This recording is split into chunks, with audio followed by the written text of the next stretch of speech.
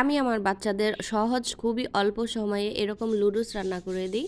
ওরা সকালে বা বিকেলে নাস্তা পেট ভরে মাসাল্লা খেয়ে নেয়। তো আজকে আমি এই লুডুস রান্নাটাই আপনাদের সাথে শেয়ার করব।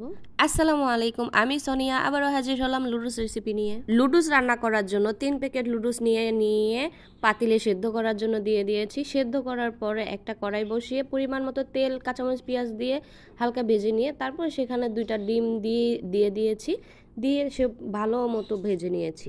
তো হালকা লাল লাল করে ভেজে নিয়ে তারপর সেখানে দিয়ে দিয়েছি সেদ্ধ করা লুডুসগুলো দিয়ে ভালো মতো নেড়ে চেড়ে উল্টিয়ে পাল্টিয়ে নিতে হবে। নিয়ে তারপরে এখানে দিয়ে দিয়েছিলাম সাদা কালো গোলমরিচের গুঁড়া দিয়ে দিয়েছি, স্বাদ মতো লবণ দিয়ে দিয়েছি। দিয়ে আবারও ভালো মতো নেড়ে চেড়ে উল্টিয়ে পাল্টিয়ে নিব, ভালো মতো ভাজা করে নিব। তারপরে এর সাথে দিয়ে দিব লাস্টে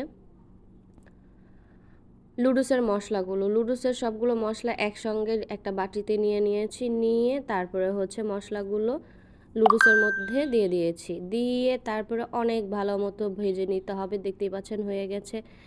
তো ভালো মতো নেড়ে চেড়ে উল্টিয়ে পাল্টিয়ে নিয়ে তারপরে লাস্টে ধনেপাতা দিয়েছি ঘ্রাণের জন্য। অনেক ভালো একটা সুন্দর ঘ্রাণ আসে। আপনারা না দিতে চাইলে না দিবেন, আমি দিয়েছি। আমার বাচ্চারা খুব পছন্দ করে ধনেপাতার ঘ্রাণটা। তো যাই হোক, আমার লুডুস রান্নাটা হয়ে গেছে। এই তো আমি পরিবেশন করে ফেলেছি। তো আপুরা ভাইয়ারা, আমার এই ছোট্ট ভিডিওটা দেখার জন্য তোমাদের সবাইকে ধন্যবাদ।